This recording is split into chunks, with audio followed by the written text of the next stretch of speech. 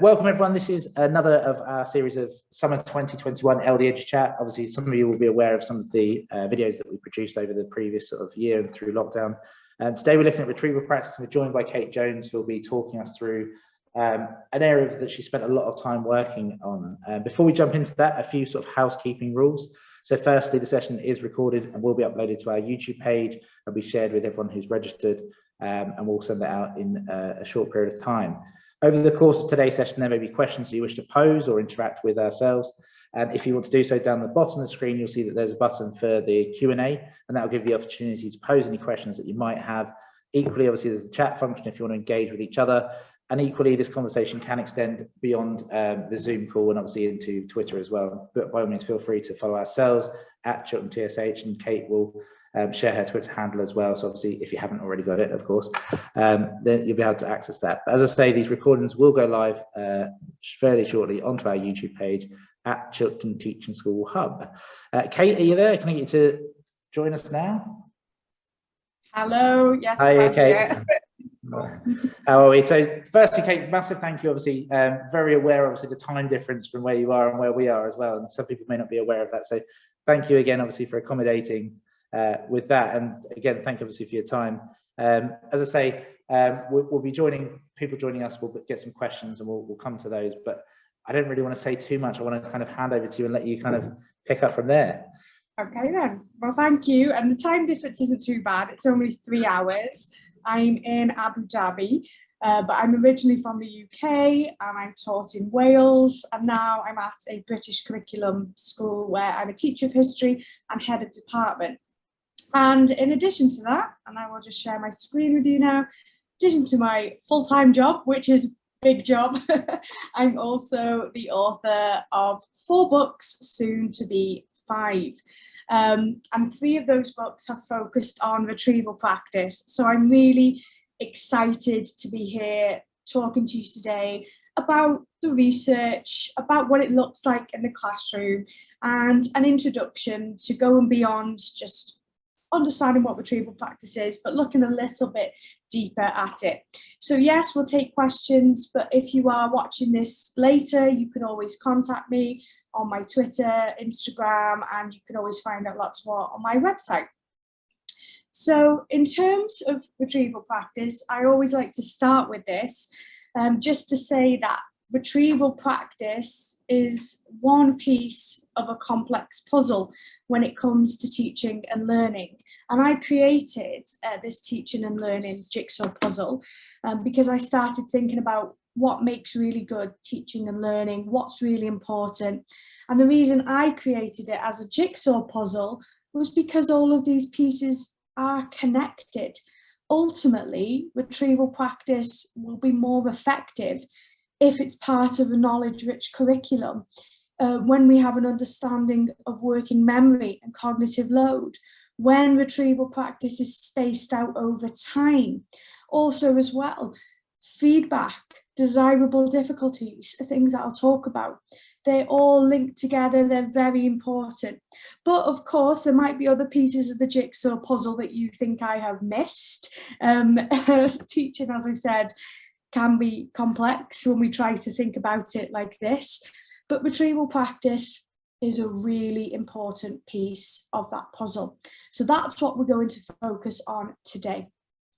So when it comes to explaining retrieval practice, it's likely you're probably already very familiar with the term. It's something that has received a lot of enthusiasm and interest, and I've been working hard to spread the word about retrieval practice. But I think this is my favourite explanation of it. This is a quote from Professor Robert B. York, and Dylan William describes Professor Robert B. York as the world-leading expert on memory. And also he works alongside his wife, Professor Elizabeth B. York at UCLA. And I just love this quote. I quote Robert B. York all the time. Using your memory shapes your memory. He elaborates by saying, using your memory changes your memory. And that's what retrieval practice does. And that's incredibly powerful. And to just extend on this about what retrieval practice is, I really like this model, the learning process. And actually, Elizabeth Bjork said she really likes that I share this because Arthur Melton was her graduate advisor, and he was a big name in cognitive psychology many years ago. And I think it's really important to address this date. And some people have come forward recently and said, oh, some of this cognitive psychology is old hat. They're talking about stuff from decades ago, which I actually asked Paul Kirshner, who's a leading academic, what he thought about that. And he said that's ridiculous. And I agree with him. The reason I'm sharing research from 1968 here in 2021 is because it took a long time for the academic research to get to the people who really needed to know, that's the teachers and also the students. And I asked the Bjorks about this. I asked them, are they happy that their research, decades of research, is finally getting to teachers? And they said, yes, they were very happy, but they've been frustrated for a long time and they've struggled to try, and they didn't know how to share their research findings with teachers. Sometimes they said the teaching community didn't welcome them because they work in a laboratory and they're not trained teachers. But now that gap is closing between academic research and the teaching community. And Research Ed has been wonderful in that. And then this wonderful surge of books as well. So it's very exciting. So now to explain retrieval practice in the context of the learning process. So when we teach new information to students, and this is brand new content, obviously this is the intention and encoding stage. This is really important. And we need to do a really good job of this. However, when we first teach information to students, it will enter through what is known as a short-term or working memory. Both of them refer to an immediate type of memory. And that working memory is very limited. Limited in terms of how much information it can hold and limited in terms of how long for. So I love the fact that I'm retrieving this information now. I wouldn't have been able to do so a while ago, but it's not, I'll get to that point later with retrieval practice. And I think as educators, we spent a lot of time at this first stage, and rightly so. It's very important. But we previously, and I say we, perhaps not everyone, I'm mainly talking about myself here and others I've spoken to, spent a lot of time teaching new content, and we wouldn't revisit it for weeks later or until an assessment was approaching. And that wasn't the right thing to do. But now we've got to be careful because there is lots of enthusiasm about retrieval practice. We've got to be careful we don't rush this first stage in the learning process, that we still take time to explain very clearly, to check for understanding. And I think it's really important that students have a grasp of memory, because often we meet people and they say, oh, I've got a terrible memory. No, they haven't. They've got a limited working memory. We all have. I had a situation in a classroom that I often talk about because it just was a great opportunity to talk about memory, where we had a class discussion. A boy had his hand up in the air. He was talking. Another student had their hand up. When that boy finished, I went to the student, said, oh, sorry, miss, I forgot what I was going to say. I feel so stupid. And I seized that opportunity to say, you are not stupid. It's your working memory. It's limited. He was really shocked that he had a working memory. He didn't know that. He was really shocked it was limited. But I said, no, it's not you. All of us have got limited working memory. And I gave stories and examples about when I park my car. If I don't take a photograph of where I park my car in the car park, I will forget. Because if we don't repeat and rehearse information after 18 to 30 seconds, it'll be forgotten forever. Or when you walk into a room to get something and then you go, what did I come in here for? There's too much in the working memory. And then this links with the brilliant work of John Sweller and cognitive load theory. So we need to be really mindful of that. We don't want to overload the working memory, and we want information to transfer to the long-term memory.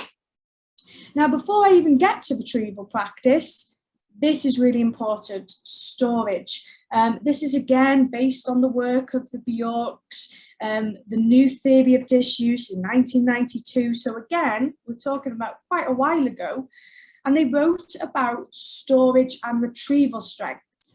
So storage strength refers to how well, how secure, how embedded information is in long-term memory. And in order really for storage strength to be high, we should do a really good job at this first stage. We should explain it very thoroughly, have consolidation tasks, questioning, direct instruction, checking for understanding, and more likely that storage strength will be high. But retrieval strength refers to how quickly, how easily, how retrievable information is. So sometimes when we're asked a question, we can just remember it. It feels instantly, and isn't that a great feeling? That's because retrieval strength is high. Other times we think, oh, I know this. Why can't I remember? I definitely know this. It's on the tip of my tongue. And either it comes to you eventually or it doesn't, but then you see the answer and you think, oh, I knew that. So the retrieval strength is low. And in order to increase the retrieval strength, to make information quicker and easy and more recallable, as Robert Bjork would say, we do more retrieval practice, because using your memory shapes your memory. Using your memory changes your memory. The change in that memory will make it more retrievable in the future. So why I think storage is something we don't talk about enough, and I've spoken to Robert and Elizabeth Bjork about this, I think we just need to have an awareness. Just because students can't recall information, or they perhaps don't do very well on a retrieval task, it doesn't mean that the information didn't transfer to their long-term memory. It could be that storage and retrieval strength are low. We may need to go back to the intention and encoding stage, revisit it, go over it, have a refresher, or we may find that more retrieval practice, which is asking students to remember information from their long-term memory, will help. So hopefully we've all got a good understanding of what retrieval practice is and the different stages in the learning process. So what are the benefits of retrieval practice? And this is why I am so passionate about retrieval practice. For me, it comes down to two things: evidence and experience. So I consider myself an evidence-informed teacher. I engage with research. I try to read as much as I can. I do a lot for my own professional development, but that's not enough. I've been teaching since 2010. I've got a variety of different experiences. Some experiences didn't go well in the classroom, and others went really well and had a very positive impact. And in this case with retrieval practice, the evidence saying that retrieval practice benefits students matches up with my experiences in the classroom. And for me, that is really powerful. So what are these benefits? Well, there is a well-known research paper called The 10 Benefits of the Testing Effect. Now, we don't use really the term the testing effect. You might see that in research, but we use the term retrieval practice. And again, I keep going back to Robert Bjork. He said that when he first was talking about the testing effect, there was a lot of backlash, and people were saying schools shouldn't just be testing children all the time. That's very damaging. But Robert Bjork was trying to say, no, this is not assessment. This is for learning. And actually, the terminology retrieval practice is associated with low stakes, not high stakes exams and stress and pressure, but low stakes learning strategy. So what are the benefits of retrieval practice? This one is probably the most well known. It's a really powerful teaching and learning strategy. If we look at the work of Professor John Dunlosky and his colleagues, what Dunlosky did, and you can download this PDF for free online, Strengthening the Student Toolbox, is they looked at 10 popular revision strategies, and then using the research, they ranked them in basically in order of effectiveness. And what was really interesting is that the study strategies that are the most popular, highlighting, rereading, and underlining, were actually at the bottom in terms of their effectiveness. And right at the top, we have retrieval practice and space practice. So we can't ignore this. We absolutely have to embrace retrieval practice. This for me is really important, and I always stress this to my students. When you're highlighting and underlining and rereading, it gives you a false sense of confidence. It gives you familiarity with the work.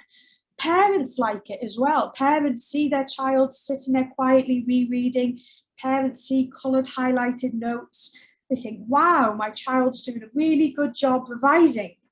Then their child might not do well on a test or a quiz, and they can't figure out why. And they say, oh, I saw my child revising.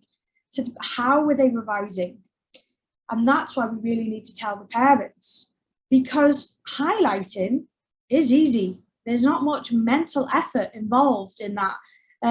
You can use highlighting as a good starting point, perhaps highlight key terms, key dates, and then later use that to test yourself. But just highlighting, not effective.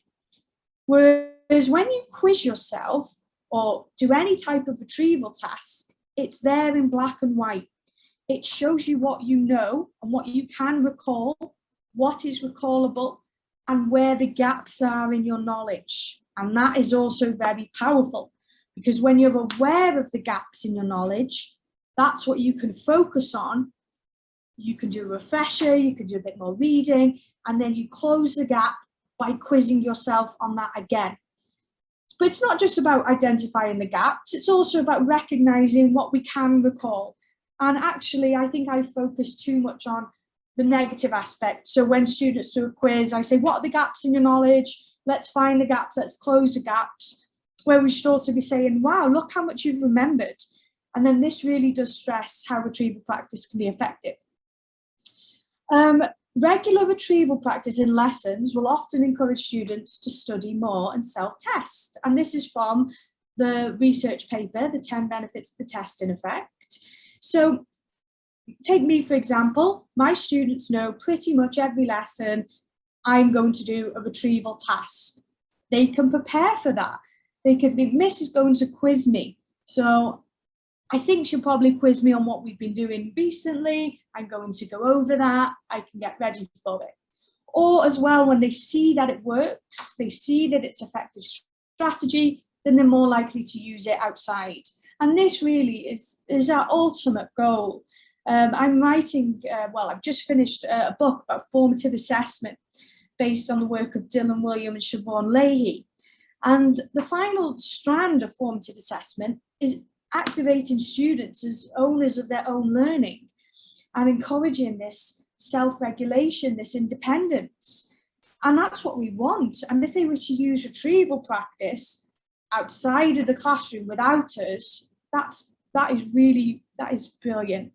We want students to be using this not just in further education, but actually for the rest of their lives, whether they want to learn a new language, whether they are rehearsing and learning something new, or they've got their theory driving test.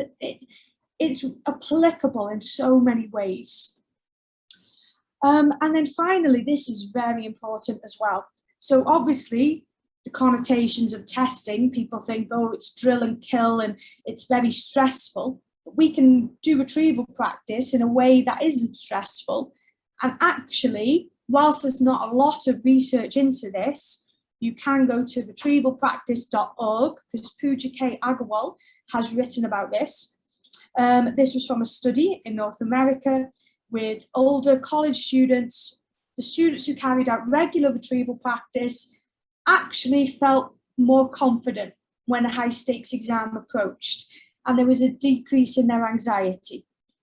This completely matches my experience. When I really started to embed retrieval practice into lessons. It was with a GCSE cohort that I taught on my own, and we were using regular spaced retrieval practice. When the exam day came, they were confident, I was confident. I'd never felt that way before, and I also felt that way when results day came as well. So in terms of well-being, it actually has a very positive impact, but again, it depends on lots of factors and how we do that. So in terms of sharing the benefits, I've already touched upon this a little bit. Teachers, we absolutely need to know what the benefits of retrieval practice are. If schools just say, use retrieval practice because that's the latest thing, then it's going to fall flat. But when teachers understand the benefits, that really is a game changer. But leaders at all levels have to lead with retrieval practice, understand it, understand why it works, and be able to support teachers. I know recently, previously with one of your webinars, Sam Strickland, the principal at the Dustin School, I was watching his webinar and he spoke about remote learning, and he's a principal. He's not in the classroom anymore, but he's a big advocate for retrieval practice. And all senior leaders should be, all middle leaders should be. So leaders at all levels. But also, and this is quite an interesting one, the support staff. So if you have a teaching assistant or somebody working with a student in your class, it would really help if they know about retrieval practice, what it is, what the benefits are, how they could use retrieval practice if they have a one-to-one session. So that is everyone in the teaching and learning community. But then we need to branch out, and that's what I've been doing here at my current school, is spreading the word within the whole school community. So not just with the teachers and the leaders and the support staff, but with the students. And that's not easy to do. You have to persevere. I think classroom teachers should talk about retrieval practice in the context of their subject. I think it should be something that becomes part of the language of learning. There's a brilliant school in Northern Ireland called Carrick Fergus Grammar School, and they sent out a survey to parents asking if the parents and the families knew what retrieval practice was, if they'd seen their child self-testing, and they'd made a big effort to involve everyone and educate everyone. And I've done that as well. I've created a student and parent study guide, which covers retrieval practice, dual coding, space practice. You can download it for free. If you just type Kate Jones study guide, or I can tweet it out, or I can share it. But yeah, I created it. It took me hours to create because I tried to make it look really nice as well. So I just removed the school branding so that this could be shared really widely, because that's what we need to do. Make it the norm, make it part of the culture. Parents understand why you're quizzing and why you're doing retrieval practice. And if parents see their children highlighting their notes and rereading, they can say, hey, come on, I'll quiz you, I'll test you, or why don't you do your flashcards? So that's the direction that we all need to go in if we're not there yet. But it doesn't happen overnight. I am a year 11 form tutor, although they have left. And even when year 11 were doing mock exams and things, my tutor group was still, some of my tutor group was still rereading and highlighting. And I had talked about it, about retrieval practice and effective study strategies, but they're more challenging. Highlighting and rereading are easier to do. And Mark Roberts has just published a new book, The Boy Question. And in that, he writes about how even if we tell boys the benefits of retrieval practice, they can leave their revision until quite late. So we need to help them with organisation, because when they leave their revision till late, that leads to last minute cramming instead of spaced retrieval practice. So in terms of the benefits, share it wide, share it loudly and proudly. That's what I do. So I thought it's important to bust some myths about retrieval practice. Touched upon this a little bit already. Now, this is an interesting one because I think there's an element of truth to it. And Tom Sherrington's spoken about this with Rosenshine's principles. And Tom Sherrington said, well, yeah, it's not entirely new and reinventing the wheel. This is what works. Let's do it well. Let's reflect on it. With retrieval practice, I think there's an element of truth. We've always used quizzing in the classroom, but I don't think we always made that distinction between low and high stakes. I used to start my lessons, as I was instructed to do so, with an engaging starter task, and that was the priority. Engage the students as they walk through the door, do something really exciting, have your jazz hands ready. And actually, the research of Daniel T. Willingham says students arrive at your lesson, with their interest quite peaked and they're ready to learn. It's later in the lesson they have a little bit of a dip. So you don't need to hock them immediately. They're already there, they're already engaged. So actually, I was doing some really engaging starter tasks that weren't that effective. Whereas now I can still do an engaging task that is effective with retrieval practice. And in the past, I would often say, let's recap last lesson. Okay, well done, let's move on. I wouldn't ask about last week. I wouldn't ask about last term. And when we get to an assessment, some students had forgotten a lot of it because we hadn't revisited it and so much time had passed. So even if people are saying, I've always done retrieval practice, brilliant, well done you, wish I had been doing it, but we can always improve. We can always reflect on what we're doing, maybe reflect on the task and the question design. So whilst, yes, there's an element of truth to it, there's a lot we've learned about cognitive psychology and memory that I certainly wasn't familiar with when I started teaching. This one I hear quite a lot, and I've heard it a lot as well with COVID. We don't have time for retrieval practice. Well, actually, my advice is, well, you need to find time. It's one of the most effective teaching and learning strategies. Why would you not make time for it? It has to be a priority. I actually observed a teacher who said they had no time for retrieval practice, and I went with the focus of trying to see where they could fit retrieval practice into a lesson. And it was really interesting. There was about 10 minutes that involved colouring, sticking, gluing. I just thought, well, we could easily scrap that, colouring in something, which was only for presentation purposes, and we could do a retrieval quiz. So we find the time when there isn't the time. Well, we think there isn't. This is one we hear, and you might hear probably from students or even parents, well, why do students need to recall information when we have Google? Daisy Christodoulou's written a lot about this, and you do actually need to have existing knowledge to navigate through Google effectively. We also don't want to we don't want a generation of children who resort to Googling everything. And I Google information all the time. I Google things either if I'm being lazy or I can't recall it because its retrieval strength is low. But I'd prefer if I didn't have to, and if I just knew that. And I don't Google things in my lesson when I'm teaching content to my students. So we don't want to be a Google reliant culture.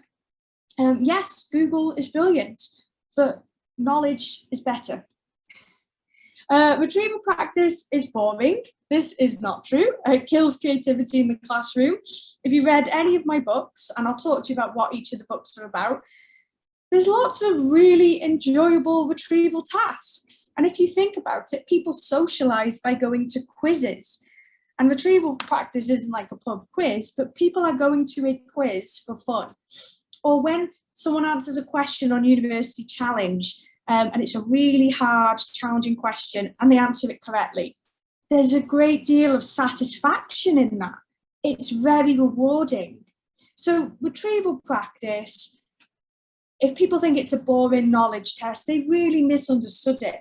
There's lots of variety. It can be written, it can be verbal. There's retrieval grids, there's retrieval roulettes. There's all sorts of things out there that are really, really enjoyable in the classroom. And then this is another important myth that I feel like I've maybe contributed to slightly. In my first book, Love to Teach, I wrote the best way to start a lesson was with retrieval practice. And I stand by that.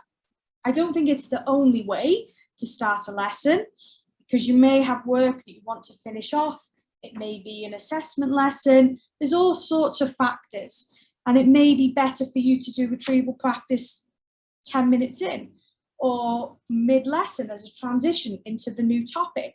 The teacher will use their professional judgment. But generally, I do think retrieval practice is a great way to start a lesson. It's a good routine to have in place. But then some teachers and schools have misunderstood this. I was actually shown a checklist which said retrieval practice must be at the start of a lesson, 5 to 8 minutes, no more. I thought, no more than 8 minutes. But what if during that retrieval task, gaps in knowledge are shown, misconceptions are exposed? What, you look at your watch and think, oh, sorry, that's 8 minutes gone. We'll come back to that next lesson. How ridiculous. We don't teach like that. We've moved away from those lesson plans where we had to plan every 5 minutes. That wasn't responsive. So retrieval practice takes as long as it needs to take. And there can be a bit of a conflict when, especially when you're an exam class teacher and you've got a lot of content to get through, you can't obviously let retrieval practice get in the way of new content. So that can be a bit of a balancing act, trying to fit in the retrieval practice, but making sure you teach the content. Professor Rob Coe has written about this for the EEF. He's wrote about some ways where we might be going wrong with retrieval practice, and that's a really interesting read. So I think it's just worth looking at your resources, adapting and reflecting. So where can we go wrong? Building on that, and as I said, Professor Rob Coe wrote about this. I was asked, the Carrickfergus Grammar School, Northern Ireland, asked me this question, and I started writing my answer, writing down thoughts, and I thought, oh, I'm going to write this as a blog post. And then I got really carried away, and I thought this could be a chapter of a book. And then that's how I wrote Retrieval Practice too, because my first book was about sharing the research, sharing some ideas. And then the second book was, okay, now we're implementing and embedding. Where have we potentially gone wrong with retrieval practice? And this is when people don't fully understand it.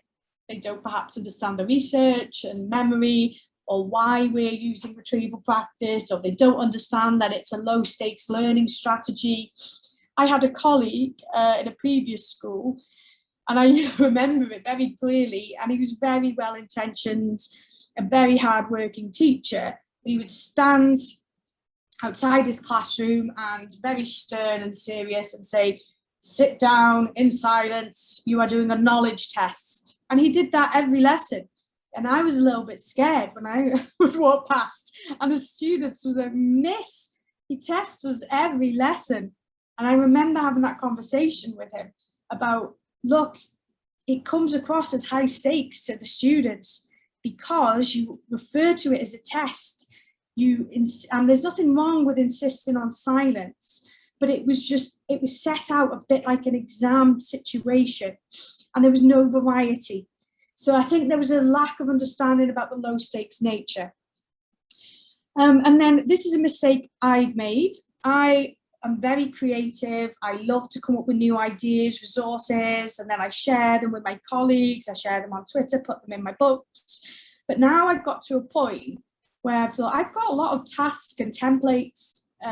I really need to look at question design and how challenging are my questions and the multiple choice options. And I made the task design the focus, whereas really question design is incredibly important as well. Linking in with that is about getting the level of challenge just right. This is another phrase coined by the Bjorks. The Bjorks have absolutely transformed teaching and learning. They wrote about the distinction between learning versus performance. So learning happens over time, whereas the performance, we are seeing that in the lesson, and there's all sorts of implications, and that's very powerful. They've also written about memory and about this level of challenge. That a really good way to describe it, and again, this is an example from Bob York. He said, video gamers have got the right idea. So if you think about something like a PlayStation or whatever, Xbox, I'm not a video gamer, but when you have a video game and it might have, let's say, 30 levels, level 1 is easy, and the gamers can do that quite quickly, and they get a taste for success and a boost of confidence, and it spurs them on to keep going.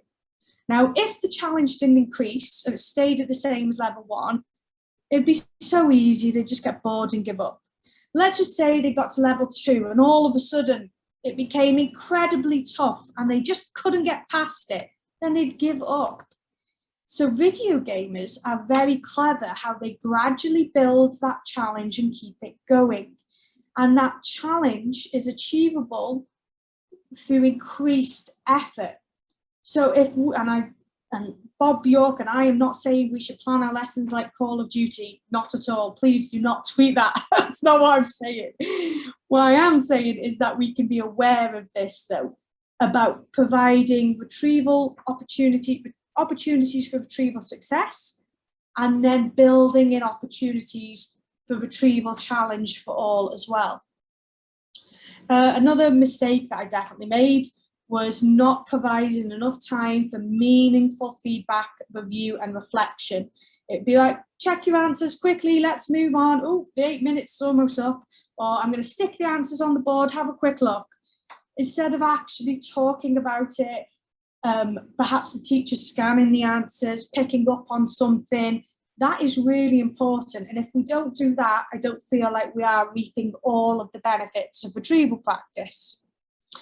And then another common mistake, which is easily done, is too much focus on the factual recall. Whereas we can go beyond factual recall with the higher order, we can use retrieval with vocabulary and lots of other things, but it's easy to just focus on history, for example. It's easy to write factual recall questions. What year did this happen? What was the name of this individual? But we need to go beyond that. So multiple choice questions are very popular. Free recall involves retrieval with no support. So if I was to ask my students to write down everything they know about the bus boycott from memory, off we go, that's free recall. Now, the minute I start giving them clues, if they say, oh, miss, do you want us to write about this? And what should we include? I say, oh, well, make sure you include Rosa Parks. And, oh, Martin Luther King, don't forget him. Then that's cued recall, because I'm giving them prompts. And multiple choice is a type of retrieval, but obviously it involves recognition. The answer is there in front for the students. So let's just have a look at them both. Multiple choice questions have to be designed very carefully. As part of the research for Retrieval Practice 2, I went on lots of online quizzes. I took quizzes for topics I knew nothing about, I'd never studied, and I was able to do quite well because the questions and the options were badly designed. So we have to think very carefully, not just about the question, but about the plausible distractors, the options. So it's not too easy or not just power of elimination. Well, that's a comedy answer. That's ridiculous. That's obviously incorrect. So it must be that one. We're diluting the retrieval practice and the level of challenge. There is potential for guesswork, which is a tricky one to overcome. That's why we don't use multiple choice all of the time. We use other strategies as well. However, it's really good for younger students, providing retrieval success, boosting confidence, hinge questions, addressing misconceptions, diagnostic questions. Multiple choice questions can be tricky to design. We should collaborate more and do that. But in terms of feedback and marking, especially if they're online or students can mark it themselves, then they're very workload friendly. Now, free recall is much more challenging for the student. More effort is needed. They have to think hard, but that makes it more effective. We can have low effort, high impact strategies. So my brain dump task that I said, write down everything you remember about the bus boycott, off we go. I haven't had to laminate or cut or glue anything. I've just planned the question and I've asked it, and then I'm quiet. Low effort for me as a teacher, brilliant, high impact on my student learning. Now, younger students can struggle. Their answers can be vague, general, not always relevant, lacking detail. If we're going to use free recall with younger students, we should do it a little bit later on, when they've got more confidence, when they've got more knowledge and they're more secure. So which one should we use most? Well, actually use them both. There's pros and cons to both.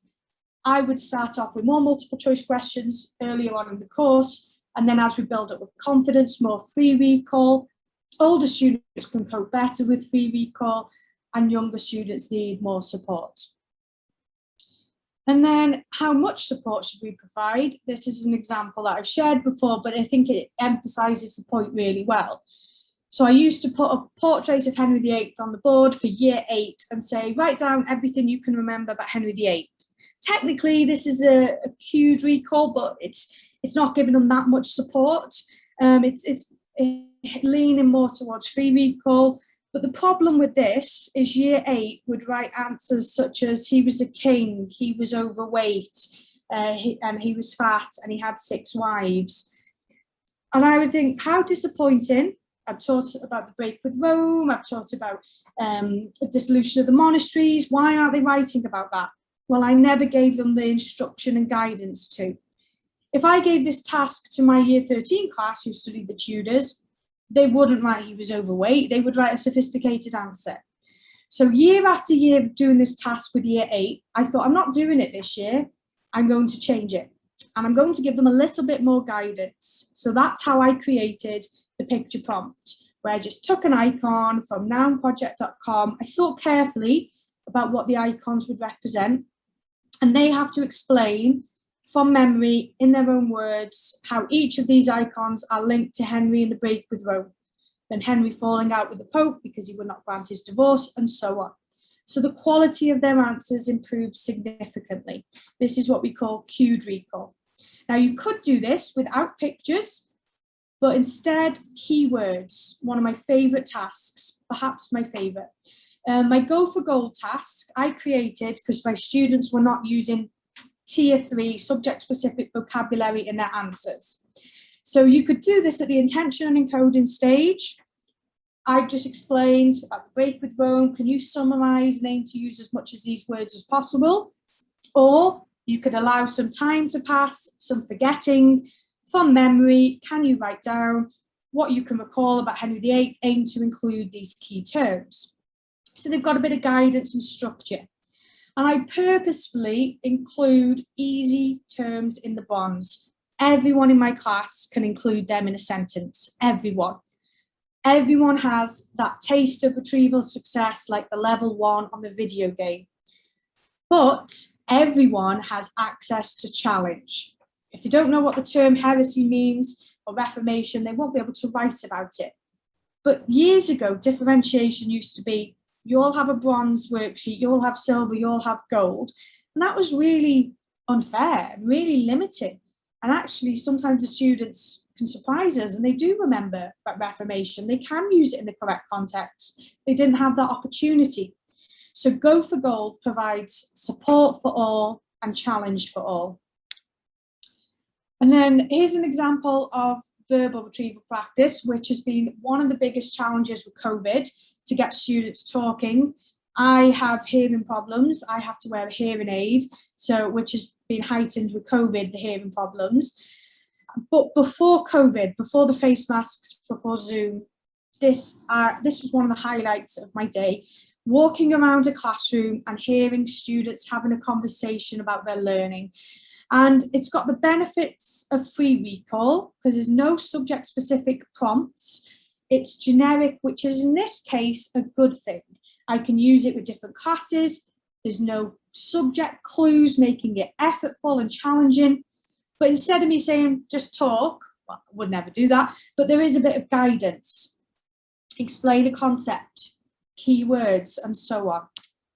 Sorry, I'm choking up a little bit. Right, so if you use retrieval practice with technology, which I do a lot, you may or you may not, these are my 3 golden rules. I'll just give you a moment to read that. I need a water.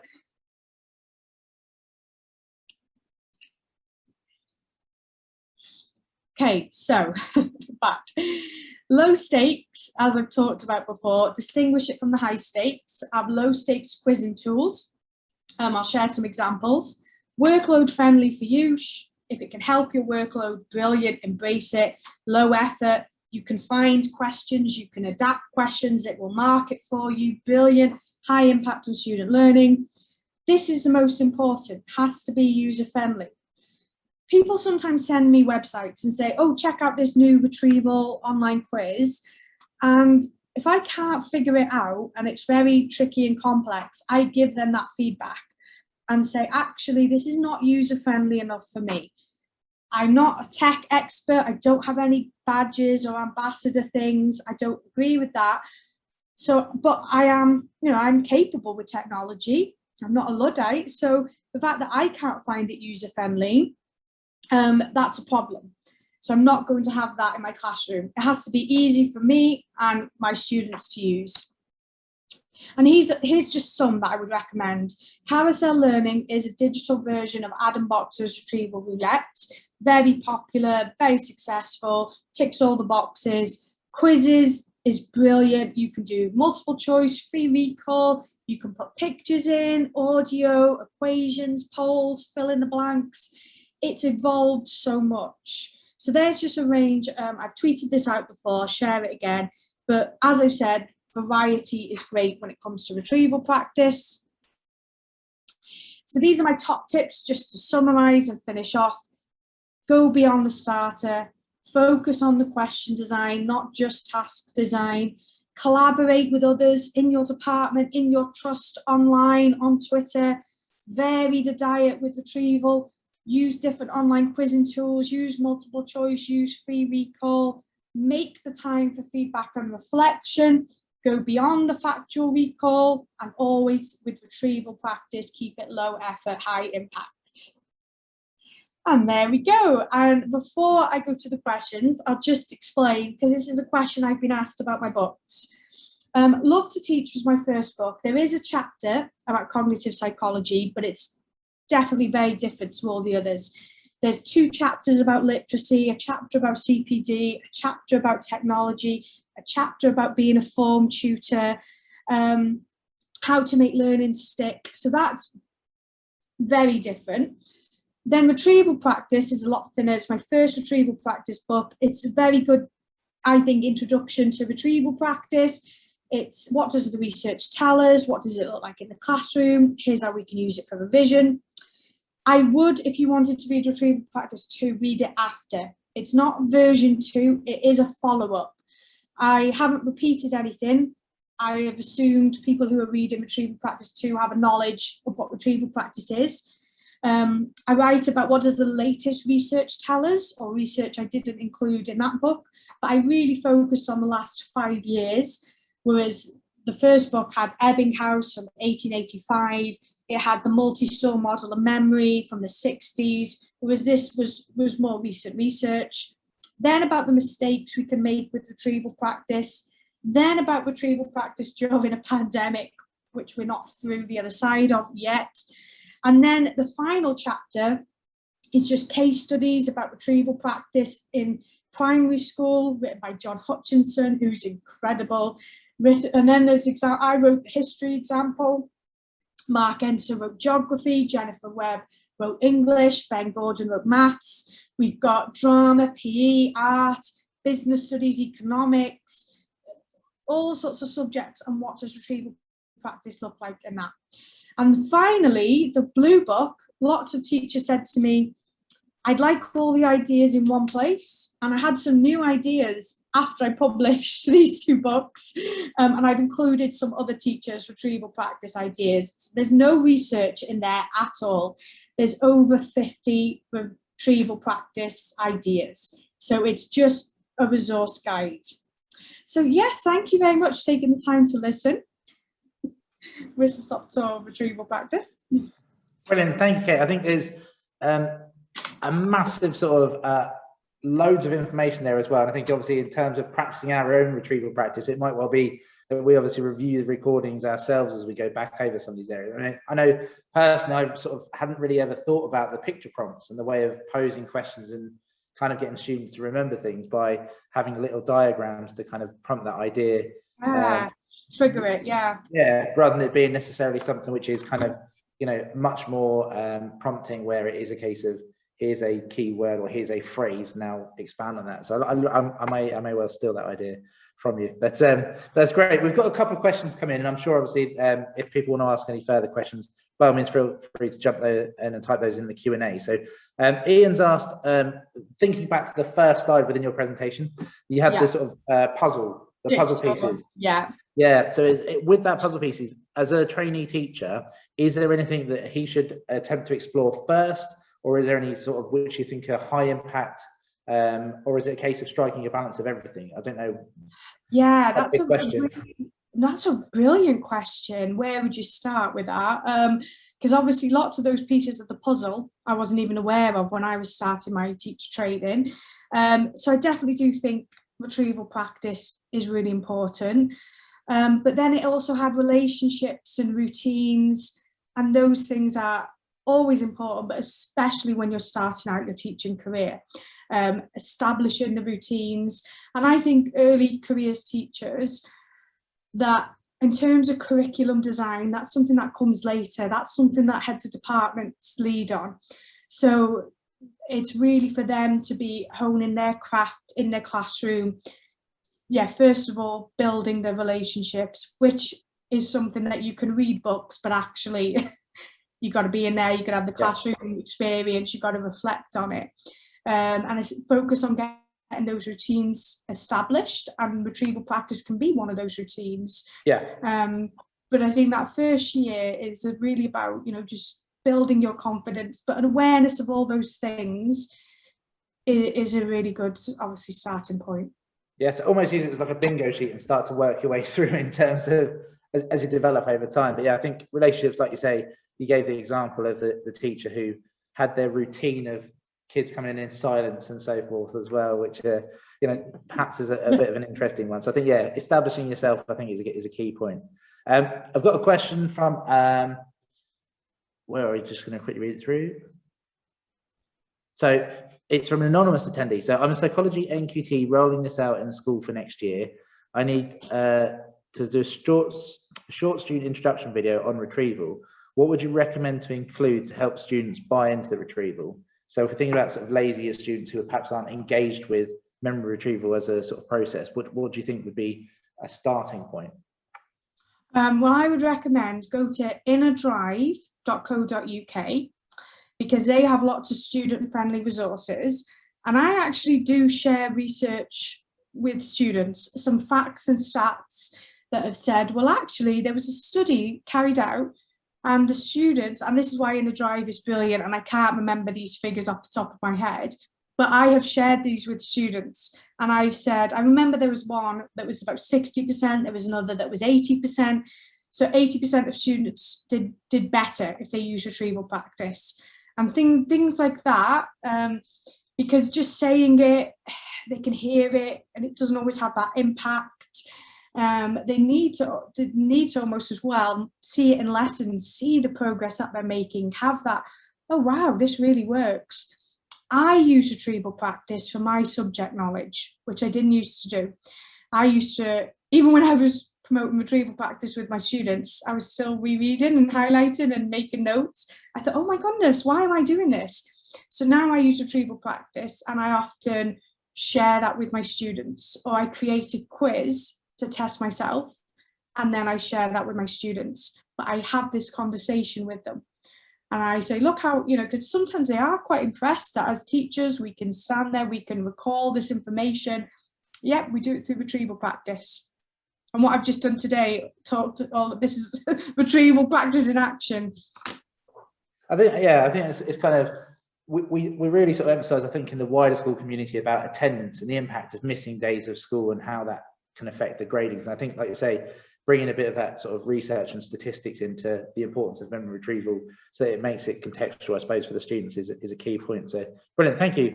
We got another question from Ian as well. I think this is probably one of those things, I think, as a trainee, forgive me, Ian, if you're not a trainee, but it's about that idea of the lesson starter, but not necessarily being an engagement activity, but a retrieval practice idea. The idea of 3 quick questions, so something sort of from last lesson, last week, last term, that sort of idea, as a safe space to go. And I think you kind of alluded to some of these things in terms of within your talk. Where's your view on that, and how can we spice that up a little bit so it doesn't become a stale sort of retrieval practice?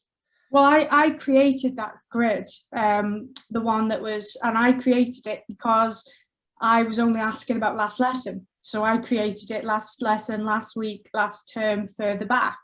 And that's been a bit of trial and error, that grid, because I put far too many questions on it for a starter activity. The original one that I posted had a lot of questions, and I'd actually rethink some of those questions as well, because we should only be really focusing on the essentials, not just sticking in a few more questions. But I don't do that every single lesson. I definitely don't. I do vary the retrieval diet. It is one that I use very often. I repeat quizzes, multiple choice quizzes. I'll create a quiz and then I might ask that same quiz later, but I've added 3 more questions to it based on content we've just done. So I think there is potential for any activity to get stale. There was one school that I was talking to that they all sort of went a bit mad for Kahoot, but this was a secondary school and students were going Kahoot, Kahoot, Kahoot each lesson, and they were like, oh, not another Kahoot, you know. So we probably don't talk to our colleagues about what is happening in their lessons. We don't realise that. So the more variety that we can do, I think it's great if teachers, because I share cops and robbers is one of the things I use a lot, and I shared it with my colleagues. Now, it doesn't matter if the other teachers are using that, because then they might say we're going to do cops and robbers and say, oh yeah, we know what we're doing. We do that in Miss Jones's lesson. So there we go. We've saved time. It's freed up space for their working memory. So that is a good thing. But have a range of retrieval tasks that you can rotate for that variety and the different types of opportunities, multiple choice, and then because that last week, last lesson and so on, that tends to be free recall. Yeah. So I don't always ask free recall tasks. I'll combine the different types of retrieval practice. So I think it's, so it's bringing a bit of variety, which I'll plug your book about the resource pack, because that's probably going to give you that sort of, sort of healthy sort of diet of ideas as well to work from going forward, which is, I think, is good. I think that's probably going to lead quite nicely. So Paul Gray's just posted, so he's a head teacher in a school of over 2,000 students, and at a system level, how could you recommend that we can create this as normative professional habits, so retrieval practice becoming the norm as such?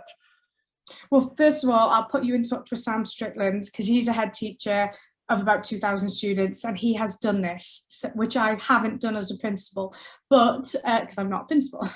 But what he has sort of there is an expectation that retrieval practice happens every single lesson at the start, and he is very aware of retrieval practice. He talks about retrieval practice. You know, he says, if I was to come in at the start of a lesson, I would like to see some type of retrieval activity happening. It's about making it part of the culture. And when I first, I often talk about my first class when I did retrieval practice, what I mean was, I remember learning about retrieval practice, taking a cohort through from year 10 to year 11 and using retrieval practice for 2 years. The results were phenomenal. The sad thing about that was that those students' results weren't the same in other subjects, because I wasn't a leader at that time. I was a classroom teacher. I was on Twitter and I was reading. I was not at a school that was sharing retrieval practice. This was what I'd learned outside, and it wasn't embedded in the culture. And then we did have all these variants in terms of the results and the consistency. So it really does have to be not just some teachers getting on board, everyone getting on board. And that's why I said, get the leaders at all levels, get the heads of departments to absolutely lead the way, lead by example with retrieval practice, embed it into the curriculum. You know, when they're informally or formally observing lessons, you know, they're all looking at work, then this is what that should be their focus. So yeah, just get everyone invested, make it part of the, I don't like the term non-negotiable, but I understand why you would use that term, because it's a non-negotiable in a way, it's an essential teaching and learning strategy. Perfect, thank you. I think, like I say, Sam is someone who we've sort of spoke with, and he's pretty active on Twitter, so I'm sure you can reach out and get hold of him. Quite easily. So final question, and just before we wrap up, so Naomi White's asked us, in terms of students discussing retrieval practice together or working independently, which would you say is the preferred method? This is really important, because retrieval practice should be independent, because we all know, let's just say if we're in a group quiz, one person can recall know the right answer, and everyone on the team gets the point. That is the danger that we don't want in the classroom. So that's why the cops and robbers it doesn't have to be called cops and robbers, but basically students write down in one column everything they can remember. So they give them 5 minutes. The second column is, now you've done that retrieval task, talk to your peers, see what information they've got that you can steal and write in your second column. That still encourages students talking and working together, but we have to have that individual retrieval. Otherwise, someone might just do all the retrieval effort and get all the benefits of retrieval practice. Even in pairs, this can happen. And that's the problem. Retrieval practice must involve everyone. We can have a classroom question and answer discussion, but we shouldn't at the start of a lesson go, what did we learn last lesson? One person puts their hands up, they give an answer, let's move on. They've done the retrieval on behalf of everyone in the class, a real wasted, missed opportunity. Whereas that could be, okay, I'm going to ask a question about last lesson, everyone answer on your mini whiteboards, involve everyone. So individual retrieval practice, although they can talk about what they're retrieving, they can collaborate with others, but they actually have to recall it independently. Perfect. I think that wraps up things quite nicely as well. So brilliant. So thank you, Kate. Obviously, fantastic, obviously, to get yourselves here. As I say, this has been recorded, and we'll put this out via our YouTube page and Twitter, and we'll tag everyone in and make sure it gets shared accordingly as well. So massive thank you, and thanks obviously for the insight, plugging the books as well, so obviously we can push that as well. So we'll drive that up. Again, as I say, we're on our Twitter. If you search Chiltern Teaching School Hub on our Twitter page, you'll find this as well as our previous sessions. Equally, obviously, if you want to engage with ourselves or Kate via Twitter, both very active, and we'll be more than happy to share ideas, any of the resources and stuff from today's session as well. So without much further hold up, have a good evening, guys. Thank you, everyone. Bye. Bye.